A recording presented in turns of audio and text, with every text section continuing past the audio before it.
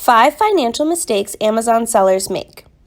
Amazon and other e-commerce sellers are like all small business owners in that 2 things are true. They are in business because they want to make money and they aren't as profitable as they wish they were. Close to 80% of all small businesses operate at break-even or at a net loss most of the time. That means that most business owners are essentially living paycheck to paycheck. This isn't good, and it means that you and I need to get better at managing our finances so that we can be the profitable exceptions. Here are 5 common financial mistakes that Amazon sellers regularly make. Limit these mistakes and good things will happen. They focus on sales rather than profits. The first error that Amazon sellers make is that they get really excited about sales growth without actually making any money. I don't know about you, but I definitely fell into the trap with my first business of trying to grow myself out of financial trouble. I thought if I could just crest $500K in sales, then I'd be profitable. Then I thought if I just get over the $1 million revenue hump, that's when things get good. How about 1.5 million or 2 million? You get the idea. At each milestone, I learned that I was really good at reinvesting in growth and buying scalable tools, but I wasn't good at making more money. What we learned the hard way is that profit needed to be our focus or it wouldn't exist. In other words, our default wasn't to get more profitable as we grew, and yours won't be either unless you set a specific bottom line goal and discipline yourself to get there. Sales is vanity. Profit is sanity. Let's stop being crazy. They miss the timing of diversifying. The second financial mistake involves pacing your growth. Diversifying your e-commerce business is critical to your long-term success. Having one successful SKU on one platform like Amazon.com is a risky and vulnerable headache and isn't a scalable business. The obvious solution is to diversify by selling more SKUs and ultimately to sell your products on platforms beyond Amazon.com. You get it. Don't put all of your eggs in one basket. But here's the challenge. It is possible to overextend your small business and expand before you master your first set of products. Being kind of okay at selling 50 things is worse than being really good at selling 5 things. Find the right balance by fully optimizing your listings and making existing SKUs profitable before launching a new batch. I recommend testing a small batch of SKUs, 4 to 10, fully optimizing those SKUs, kill the losers, reorder the winners, re-optimize the winners, and then move on to another batch of 4 to 10 newbies. As you grow and your team grows, you will be able to manage more volume, but start small so that you don't run out of cash by growing your SKU number too quickly. They don't save for emergencies.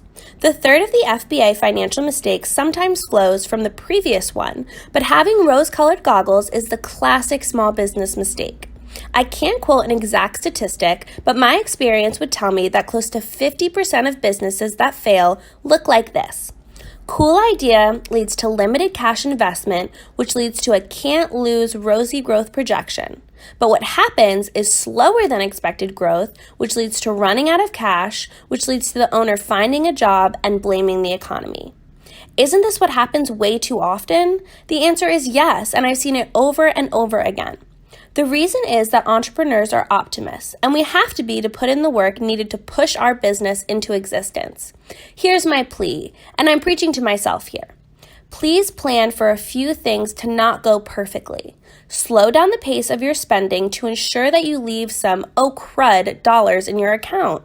Since Amazon can shut down a listing and sometimes does for no apparent reason, you cannot afford to be so weak financially that your business goes under if Amazon shelves an ASIN for 3 days. Build a war chest for hard times and make sure that your initial investment plan includes extra access to capital. Way more businesses fail because they run out of money than because the idea stinks. Good ideas need money to become businesses. They forget about taxes.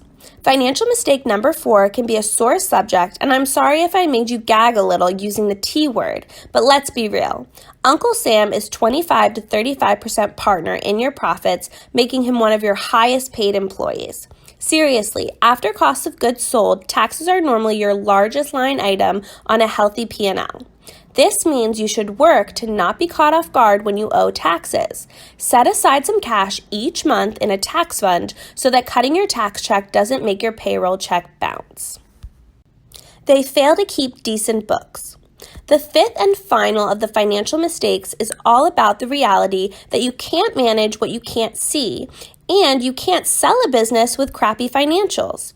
Below are just a few of the reasons that you need quality bookkeeping, and then I'll give you my advice on when to start spending money on it. You need great books.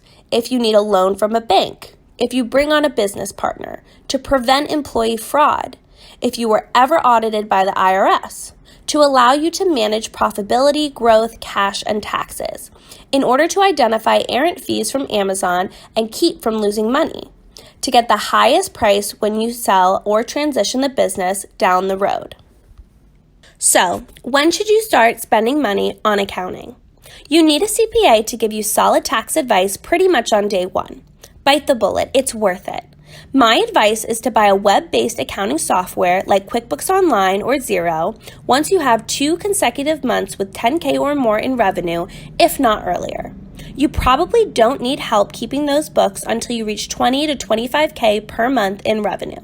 At that moment, you likely need to focus your time on growing your business, and you may want to consider either hiring an employee or hiring a bookkeeping firm. There are tons of good accountants out there, but believe it or not, there are only a handful of firms that 100% specialize in e-commerce businesses. Seller Accountant is one of these specialized firms, and we'd be glad to help you if you haven't found the right partner. I hope this video was helpful and will serve you in avoiding these key FBA financial mistakes.